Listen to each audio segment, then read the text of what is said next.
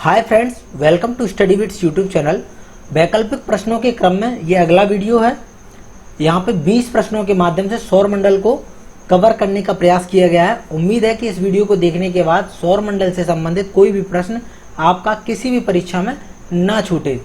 यदि चैनल को सब्सक्राइब नहीं किया है तो सब्सक्राइब कर लीजिए, बेल आइकन को जरूर दबाएं जिससे आने वाली वीडियो की नोटिफिकेशन भी आपको मिलती रहे।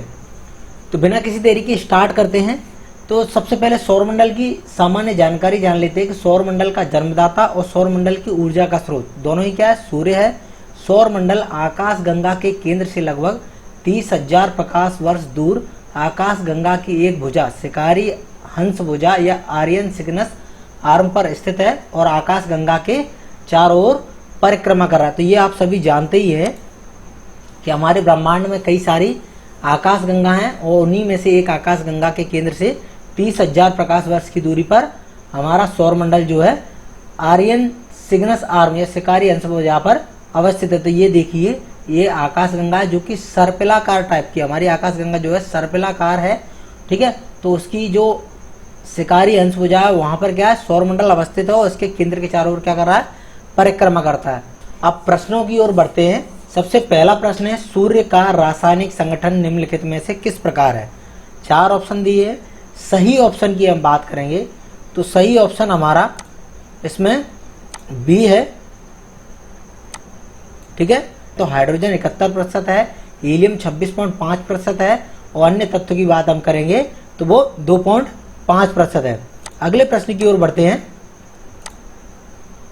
सूर्य के केंद्र का ताप और प्रकाश मंडल का ताप क्रमशः बताइए।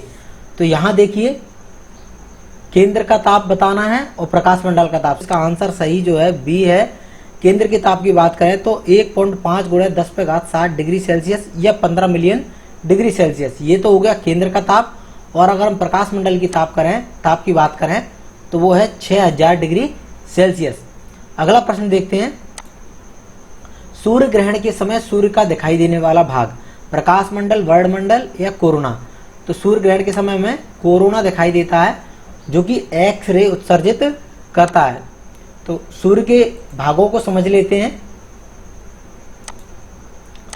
यहां देखिए, क्रोड से स्टार्ट करते हैं। ये सूर्य का क्रोड है, ठीक है। तो ये क्रोड है। क्रोड के बाद आता है आपका विकिरण रेडिएशन जोन, विकिरण क्षेत्र, ठीक है।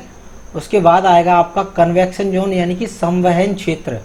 उसके बाद आएगा फोटोस्फीयर यानी कि प्रकाश मंडल।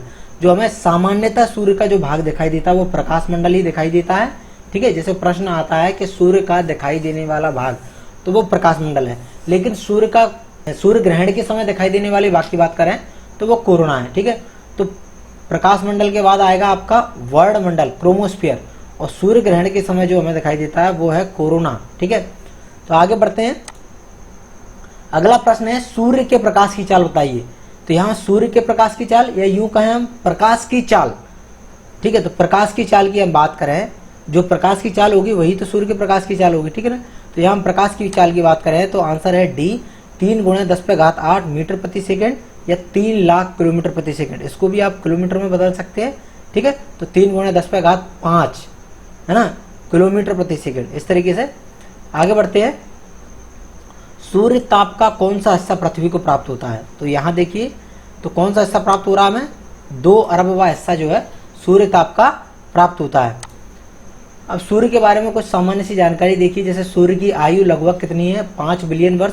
तो सामान्यतः जो तारा होता है उसकी आयु जो है 10 मिलियन वर्ष होती है। तो सूर्य की हमारी आयु कितनी है, 5 बिलियन वर्ष है।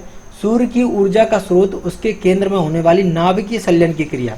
तो ठीक है ना, ऊर्जा का स्रोत क्या है, नाभिकीय संलयन की क्रिया के कारण जो है केंद्र में नाभिकीय संलयन की क्रिया के कारण जो हाइड्रोजन परमाणु हीलियम में बदल रहे हैं वहां से जो है ऊर्जा उत्पन्न होती है, ठीक है। तो सूर्य की ऊर्जा का स्रोत क्या होगा, नाभिकीय संलयन की क्रिया। सूर्य का व्यास की बात करें हम तो 13,92,000 किलोमीटर। सूर्य पृथ्वी से 13 लाख गुना बड़ा है, ठीक है। तो ये भी याद रखिए। सूर्य को आकाश गंगा के केंद्र के चारों ओर चक्कर लगाने में 25 करोड़ वर्ष, कितना समय लगता है, 25 करोड़ वर्ष लगता है, ठीक है। जिसे हम 250 मिलियन वर्ष भी कहेंगे, ठीक है। तो 25 करोड़ वर्ष या 250 मिलियन वर्ष, जिसे हम ब्रह्मांड वर्ष कहते हैं। तो ये याद रखिएगा आप, ठीक है। अगला देखिए, सूर्य के प्रकाश द्वारा 1 वर्ष में चली गई दूरी प्रकाश वर्ष कहलाती है ना। एक प्रकाश वर्ष मतलब सूर्य के प्रकाश द्वारा 1 वर्ष में चली गई दूरी। कितना होगा 9.46 गुणा 10⁻12 किलोमीटर। तो सूर्य के प्रकाश द्वारा एक वर्ष में चलेगी दूरी। तो प्रकाश वर्ष किसका मात्रक है? दूरी का मात्रक है।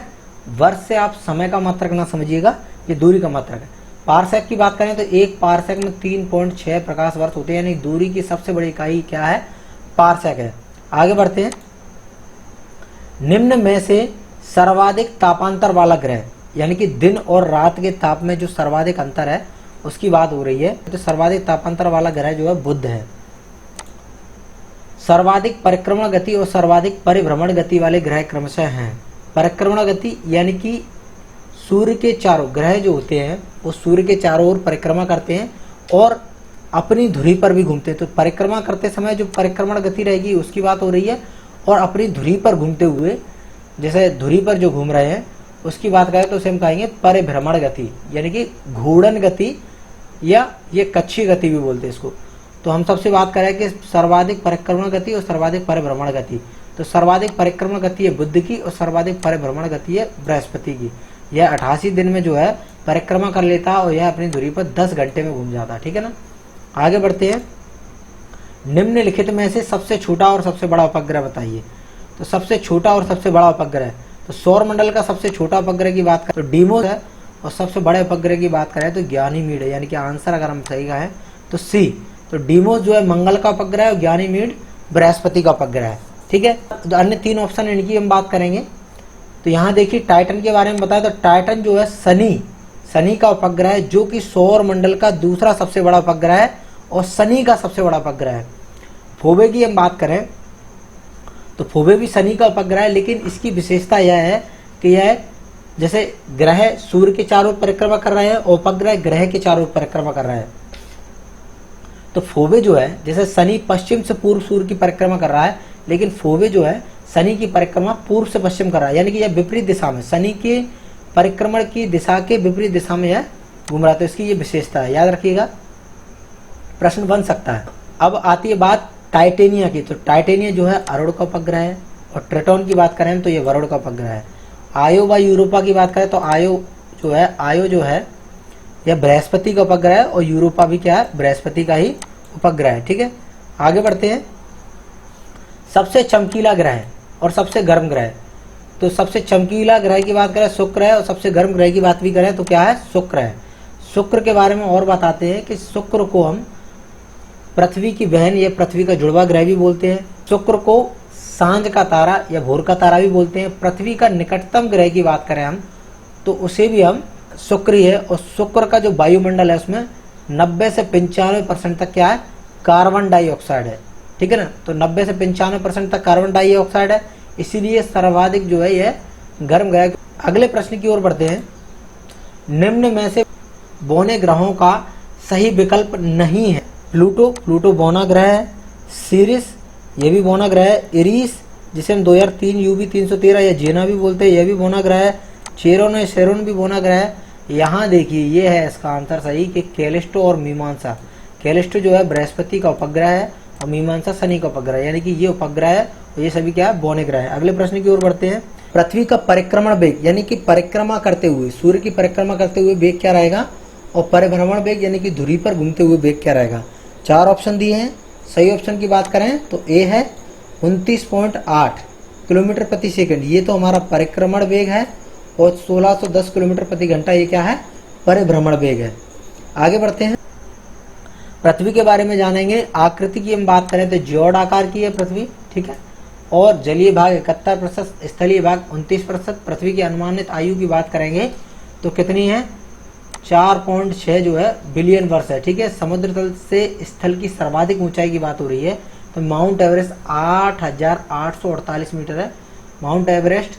और समुद्र तल से सागर की सर्वाधिक गहराई की बात हो रही है तो मैरियाना ट्रेंच है, जो कि 11,033 यानी कि 11,033 मीटर है, ठीक है। ये 8,848 मीटर है। ध्रुवीय व्यास की हम बात करेंगे तो 12,714 किलोमीटर, और विषुवत की व्यास की बात करें तो 12,756 किलोमीटर। अगले प्रश्न की ओर बढ़ते हैं। सौरमंडल का सर्वाधिक घनत्व वाला ग्रह कौन सा है? तो पृथ्वी, मंगल, शनि और बृहस्पति। सर्वाधिक घनत्व पृथ्वी का 5.52 ग्राम प्रति घन सेंटीमीटर, ठीक है। तो सर्वाधिक घनत्व वाला ग्रह पृथ्वी हो गया। अगला देखते हैं सूर्य से पृथ्वी की औसत दूरी की बात हो रही है। तीनों 4 ऑप्शन दिए हैं, सही आंसर है 14.98 करोड़ किलोमीटर। यह है औसत दूरी। और अधिकतम दूरी की बात करें हम तो 15.21 करोड़ किलोमीटर, और न्यूनतम दूरी की बात करें तो 14.70 करोड़ किलोमीटर। तो जो न्यूनतम दूरी है वो 3 जनवरी को होती है, जिसे हम उपसौर कहते हैं, और अधिकतम दूरी की हम बात करें तो यह 4 जुलाई को होती है, जिसे हम अपसौर कहते हैं। अगले प्रश्न की ओर बढ़ते हैं। पृथ्वी अपने अक्ष के साथ कितनी झुकी है? तो 23 सही 1/2 डिग्री झुकी हुई है। और 25 डिग्री कौन? तो मंगल अपने अक्ष के साथ झुका है। और 98 डिग्री अरुण ग्रह, जिसे हम लेटा ग्रह कहते हैं, वह अपने अक्ष के साथ 98 डिग्री जो है झुका हुआ है। सूर्य के प्रकाश को पृथ्वी तक पहुंचने में कितना समय लगता है? तो 8.3 मिनट, ठीक है ना।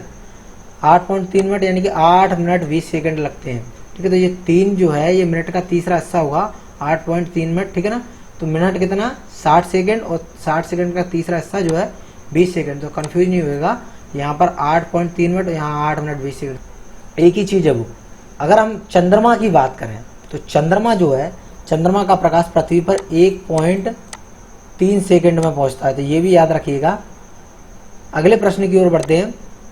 सांझ का तारा या भोर का तारा? तो शुक्र है, बता ही दिया अभी। अगला देखिए, ऐसे ग्रह जिनके उपग्रह नहीं है, तो बुध और शुक्र जिनके उपग्रह नहीं है। सौर मंडल का सबसे बड़ा ज्वालामुखी और सबसे बड़ा पर्वत? ये आंसर सही है, ओलिपस मेसी सबसे बड़ा ज्वालामुखी, और नेक्स्ट ओलंपिया सबसे बड़ा पर्वत। कहाँ है ये? मंगल ग्रह पर है, ठीक है। पृथ्वी से चंद्रमा की औसत दूरी 5 lakh kilometre, 3,84,000, 365 kilometre, 6,48,000, 265 kilometre, 2 lakh kilometre. सही आंसर है 3,84,000, 365 किलोमीटर, ठीक है। चंद्रमा का कितना प्रतिशत भाग पृथ्वी से दिखाई देता है? वो देखिए, तो चंद्रमा का जो है हमें 59% भाग पृथ्वी से दिखाई देता है, और 41% नहीं दिखाई देगा, ठीक है ना। तो चंद्रमा के बारे में हम बात करें, चंद्रमा के व्यास की बात करें तो 3,476 किलोमीटर है। चंद्रमा की अगर हम परिक्रमण काल की बात करें तो 27.3 दिन है, और परिभ्रमण काल की बात करें तो वह भी 27.3 दिन ही है। यानी कि चंद्रमा का परिक्रमण काल और परिभ्रमण काल दोनों ही 27.3 दिन, 27 दिन 7 घंटे 43 मिनट 11.47 सेकेंड है, ठीक है। तो दोनों सेम है। चंद्रमा का उच्चतम पर्वत लीबनिट्ज पर्वत है, ठीक है। और ये कहाँ है? दक्षिणी ध्रुव पर है। चंद्रमा का गुरुत्वाकर्षण, पृथ्वी के गुरुत्वाकर्षण का जो गुरुत्वाकर्षण बल है उसका कितना है? 1/6 है, ठीक है। तो ये याद रखिएगा, ठीक है। तो आज के लिए बस इतना ही, मिलते हैं अगले वीडियो में। वीडियो को लाइक जरूर करिएगा, चैनल को सब्सक्राइब जरूर कर लें, बेल आइकन को जरूर दबाएं, वीडियो को शेयर करें। धन्यवाद।